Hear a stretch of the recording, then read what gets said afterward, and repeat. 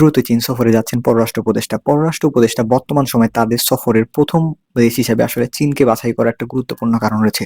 পররাষ্ট্রনীতিতে কোনো দেশের সরকার প্রথম ক্ষমতায় আসলে তারা যে দেশকে প্রথম সফরে টার্গেট করে বা যে দেশে প্রথম সফরে যায় সে দেশের সাথেই তাদের পররাষ্ট্রনীতি সবচেয়ে বেশি প্রাধান্য পায়। অর্থাৎ তাদের যদি বন্ধুত্ব আমরা নির্ভর করতে চাই তাহলে ইংল্যান্ডের প্রধানমন্ত্রী প্রথম নির্বাচিত হলে তিনি প্রথম সফরে যাবেন যুক্তরাষ্ট্রে, বা জার্মানির প্রধানমন্ত্রী প্রথম নির্বাচিত হলে তিনি তার প্রথম পররাষ্ট্র সফর বা একদম বাহিরের দেশে সফর করেন যুক্তরাষ্ট্রে। এ থেকে তারা তাদের বন্ধু দেশ কোনটি তাকে চিহ্নিত করে।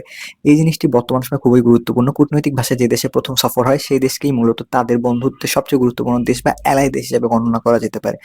বাংলাদেশ একই ধরনের মেসেজ দেওয়ার চেষ্টা করছে। বাংলাদেশের পূর্ববর্তী প্রধানমন্ত্রী তার প্রথম সফর হিসেবে ভারতকে বেছে নেন, এর পরবর্তীতে চীনে যান। এ থেকে বোঝা যায় চীনের থেকে বাংলাদেশের কাছে ভারতের গুরুত্ব ওই সময় বেশি ছিল। তাই বর্তমান সময়ে বাংলাদেশের পররাষ্ট্র উপদেষ্টা প্রথম চীন সফরের মাধ্যমে এটি প্রমাণ করতে চাচ্ছেন যে তাদের সবচেয়ে বেশি গুরুত্ব পাবে চীন, এবং বা পশ্চিমা দেশগুলোতেও তাদের সফর হয়ে গেছে ইতিমধ্যে। এ থেকে বোঝা যাচ্ছে যে অফিসিয়াল সফর হিসেবে চীনে যাওয়ার মাধ্যমে রাষ্ট্রীয় সফর হিসেবে চীনকে প্রাধান্য দেওয়া এখানে সবচেয়ে বেশি গুরুত্ব পাচ্ছে। আর এর মাধ্যমে বাংলাদেশ আসলে তাদের যে পররাষ্ট্রনীতিতে কত বড় পরিবর্তন করেছে তার একটা বড় মেসেজ দেওয়া হচ্ছে। বাংলাদেশি সফরের মাধ্যমে চীনের কাছ থেকে বিভিন্ন ধরনের সাহায্য সহযোগিতা তো চাইবে, একই সাথে চীনের সাথে যে বাংলাদেশের পার্টনারশিপ প্রোগ্রাম রয়েছে তাকে আরো কত বেশি ডেভেলপ করা যায় এই জিনিসটি গুরুত্ব পাবে।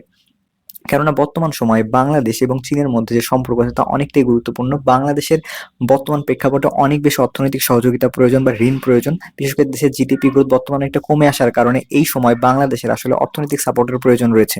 চীনের এই সফরে বাংলাদেশ চীনের কাছ থেকে বা চীনের সাথে যে ধরনের আলোচনা করতে পারে তার মধ্যে গুরুত্বপূর্ণ বিষয় প্রাধান্য পাবে হচ্ছে বাংলাদেশের সামরিক শিল্পে বা বাংলাদেশের সামরিক ক্ষেত্রে কি কি ধরনের সহযোগিতা বাংলাদেশ চীনের কাছে পেতে পারে, বা বাংলাদেশ চীন থেকে কি কি ধরনের আর্মামেন্ট বা বিভিন্ন ধরনের যে যুদ্ধাস্ত্র রয়েছে সেগুলো অর্ডার করতে পারে, বা এগুলোর সাথে বাংলাদেশ কি ধরনের প্রযুক্তি সরবরাহ করতে পারে সেই জিনিসগুলো প্রাধান্য পেতে পারে। আর অন্যদিকে চীনের সাথে আরেকটি গুরুত্বপূর্ণ ব্যাপার হচ্ছে বাংলাদেশের বাজেট সাপোর্টের জন্য চীনের কাছ থেকে কোনো ঋণ বা কোনো সহযোগিতা পাওয়া যায় কিনা, এটিও একটি গুরুত্বপূর্ণ বিষয়। এছাড়া বাংলাদেশের বিভিন্ন প্রকল্পে চীনের বিভিন্ন ধরনের বিনিয়োগ রয়েছে, এই বিনিয়োগগুলো বৃদ্ধি করার বিষয় বা এবং সুদমুক্ত বা খুবই কম সুদে আর কি বিভিন্ন পরিমাণে ঋণ পাওয়ার ব্যাপারেও আসলে বর্তমান সময়ে চীনের সাথে খুব ভালো আলোচনা হতে পারে। আর চীনের সাথে মুক্ত বাণিজ্য চুক্তি হওয়ার একটা সম্ভাবনা রয়েছে, যেহেতু জাপানের সাথে বা অন্যান্য বিভিন্ন বড় বড় পরাশক্তি দেশের সাথে বাংলাদেশ মুক্ত বাণিজ্য চুক্তি করতেছে, তাই চীনের সাথে এই ধরনের একটি আলোচনা হইতে পারে। আর স্ট্র্যাটেজিক্যাল বিভিন্ন বিষয় নিয়ে আলোচনা হইতে পারে, যেহেতু বর্তমান সময় বাংলাদেশের ভারতের সাথে একটা টেনশন চলতেছে বর্ডার অঞ্চলে। এক্ষেত্রে চীন কিভাবে বাংলাদেশকে সহযোগিতা করতে পারে, বিশেষ করে সামরিক ক্ষেত্রে প্রযুক্তি সরবরাহের মাধ্যমে। বাংলাদেশে যেহেতু বর্তমান সময় হাইটেক প্রযুক্তি প্রচুর প্রয়োজন, বিশেষ করে বাংলাদেশ সামরিক শিল্প, এবং একই সাথে বাণিজ্যিক ক্ষেত্রে বাংলাদেশকে অবশ্যই টেক্সটাইল খাতের বাইরে অন্যান্য যে শিল্প রয়েছে তাতে বিনিয়োগ করতে হবে। বর্তমান সময় বাংলাদেশের সামরিক ভারসাম্য এবং অর্থনৈতিক ভারসাম্য রক্ষা করার জন্য মূলত বাংলাদেশের যে টেক্সটাইল খাত রয়েছে এই খাত থেকে বের হয়ে এসেছে, যেখানে বাংলাদেশ 80% রফতানি করে শুধুমাত্র টেক্সটাইল খাতের মাধ্যমে। এই জন্য বর্তমান সময় বাংলাদেশের উচিত হবে যে চীনের বিভিন্ন ছোট ছোট কারখানা বা মিডিয়াম সাইজের কারখানা রয়েছে সেগুলো চীন তাদের দেশের বাহিরে ট্রান্সফার করে দিচ্ছে। এই জন্য এই ধরনের ইনভেস্টমেন্টগুলো যাতে বাংলাদেশে চলে আসে, আর এই জিনিসটি চীনের কাছ থেকে বিনিয়োগ চেয়েছেন বাংলাদেশের বর্তমানে উপদেষ্টা বা প্রধান উপদেষ্টা ডক্টর মোহাম্মদ ইউনূস চীনের কাছ থেকে তাদের যে কারখানাগুলো তাদের প্রয়োজন নেই সেগুলো যাতে বাংলাদেশে ট্রান্সফার করা যায় বা বাংলাদেশে ইনভেস্টমেন্ট হিসেবে আনা যায় সেই জিনিসটি চীনের কাছ থেকে অনেকটাই রিকোয়েস্ট করেছেন। এ থেকে বোঝা যাচ্ছে চীন যদি বাংলাদেশে ইনভেস্টমেন্ট বৃদ্ধি করে তাহলে এক্ষেত্রে বাংলাদেশের অর্থনৈতিক যে সংকটটা চলতেছে এটা অনেকটা কাটিয়ে ওঠা সম্ভব হবে। আর এজন্যই মূলত বর্তমান সময় চীনের কাছ থেকে আসলে বাংলাদেশ ইনভেস্টমেন্ট ব্যাপারটাই সবচেয়ে বেশি প্রাধান্য দেবে। আর অন্যদিকে সামরিক ক্ষেত্রে ডেভেলপমেন্টের ক্ষেত্রে যেহেতু বর্তমান সময় বা এই বছর বাংলাদেশ সবচেয়ে বেশি সমরাস্ত্র ক্রয় করার একটা সম্ভাবনা রয়েছে, চীনের কাছ থেকে কি ধরনের সমরাস্ত্র ক্রয় করা যায় বা জেট এনসি ক্রয়ের ব্যাপারে একটা আলোচনা হওয়ার সম্ভাবনা রয়েছে, যেটি বাংলাদেশের জন্য খুবই গুরুত্বপূর্ণ।